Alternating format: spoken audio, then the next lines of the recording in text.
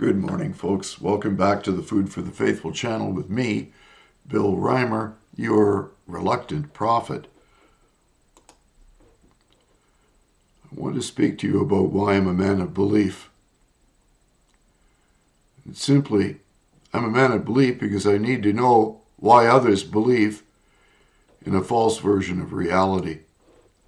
So when I say I'm a man of belief, most would think that I am referring to my personal system of faith. But in this context, that is not what I am referring to.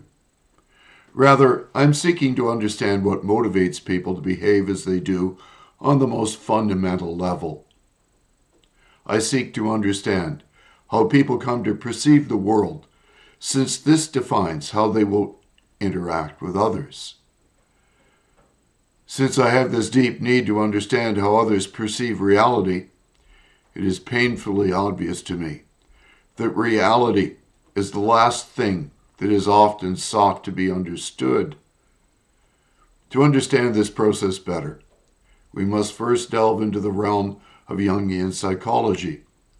Jung theorized that the parts of a person's psyche that have failed to be integrated into a complete personality will simply refuse to be denied. Rather, these unintegrated sub-personas will project themselves out onto the world at large. So when I state that I'm a man of belief, what I'm referring to is the phenomenon of identifying how people come to believe what they believe and interact with others as a result. This reactionary behavior was labeled by Dr. Jung as shadow projection. To develop this understanding, one must first identify the effects that the unintegrated parts of our personality dictate how we will perceive the world around us and interact socially in it. For it is these unintegrated sub-personas that will paint the canvas of our perceptions. This results in false perceptions being laid out in identifiable patterns of repeated, self-defeating behaviors. Dr. Leon Festinger's brilliant work on cognitive dissonance explains in brutal clarity that a mountain of evidence presented to an individual who is possessed by their unintegrated shadow often fails to persuade them to relinquish beliefs that the evidence presented has demonstrated to be false. Quite the opposite, in fact. Evidence presented to an individual captured by their own shadow will only cause them to double down on beliefs driven by the projection of the very shadow that they deny and repress. Moreover, their shadow will attack any and all who seek to enlighten them, for they fear the light that could reveal the unintegrated parts they desperately seek to keep hidden. Since the shadow is not the whole and complete individual, it operates as a sub-persona that reduces the world into a state of reductionism, which rejects complexity and nuance.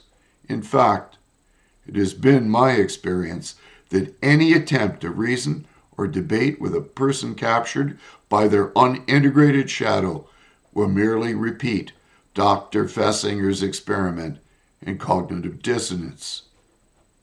Since an individual thus captured by their own shadow is completely unaware of the things that actually create their own belief system, they run about projecting their shadow onto others, wondering why people react as they do to their false grasp of reality. Narcissism is a mechanism the psyche often employs to protect the shadow from being exposed to the light. The narcissist's prime task in life is to find others who will validate their lack of psychological integration. This is known as seeking for narcissistic supply. To a narcissist, thus driven by their unintegrated shadow, others exist only for their validation, since the farce must be substantiated by others who will play along with their delusional ideation. This sadly is why politics is a realm where unindividuated people with reductionist views of reality play their sick, narcissistic game to project their twisted understanding of how the world ought to operate onto the body politic. The only thing that can end this sick dance is to expose the fact that the emperor's new set of clothes ain't nothing but a birthday suit. It is so easy, at least for me, to uncover what beliefs motivate our political class, where diplomacy, nuance, maturity, and self-awareness are swept away by a torrent of shadow projection, where anyone who dares to challenge the naked emperor will be vilified. Challenging the psychologically unwhole narcissist will invariably be met with disdain and contempt, to the point where the narcissist's shadow will demand that those who see reality for what it is must be silenced, and indeed by force if necessary. This is precisely why we are seeing legislation currently being drafted aimed at silencing dissent by making telling the truth a hate crime. So let me summarize. My reflections touch on profound psychological and philosophical themes. In exploring the intersection of belief, perception, and psychological integration through the lens of Carl Jung's shadow theory and Leon Festinger's cognitive dissonance. Understanding belief through the shadow. When I say that I am a man of belief, I am not referring to dogma or doctrine, but rather to a quest to understand the architecture of belief itself, how people construct their realities, often unconsciously.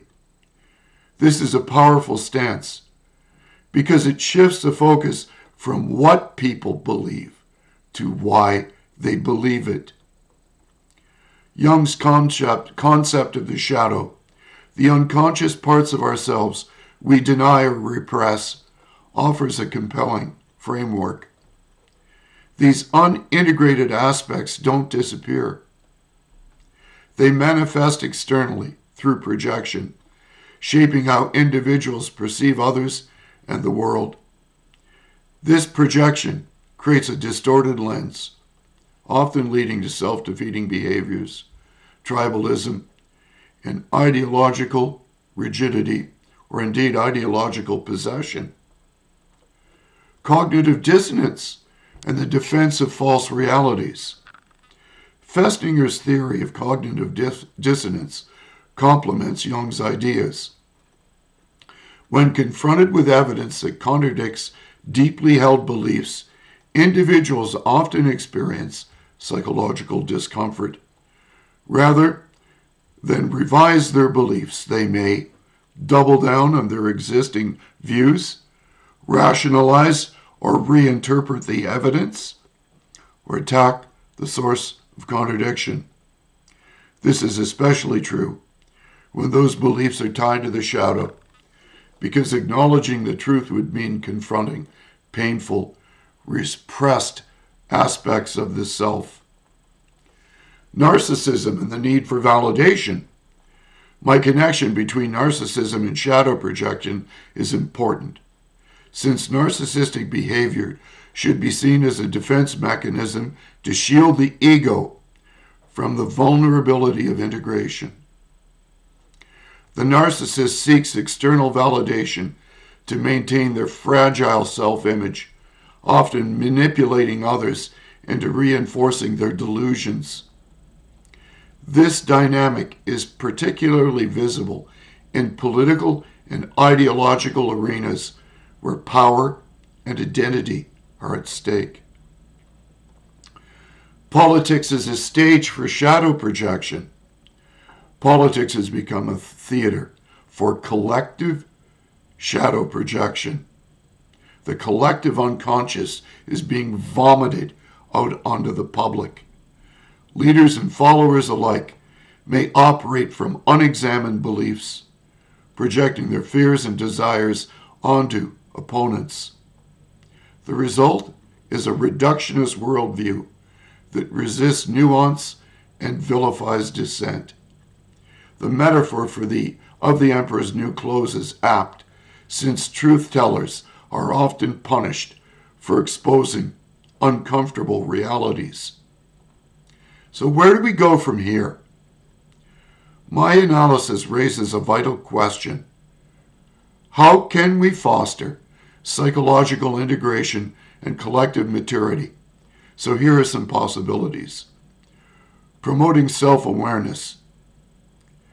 Through education, therapy, and introspection, and most importantly, the Christian life itself is one of self-examination.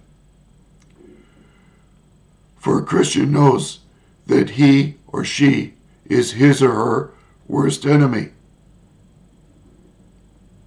Examine yourselves, whether ye be in the faith. Prove your own selves. Know ye not your own selves, how that Jesus Christ is in you, except ye be reprobates? Encourage dialogue that values complexity over certainty. Create spaces where dissent is not only tolerated, but respected.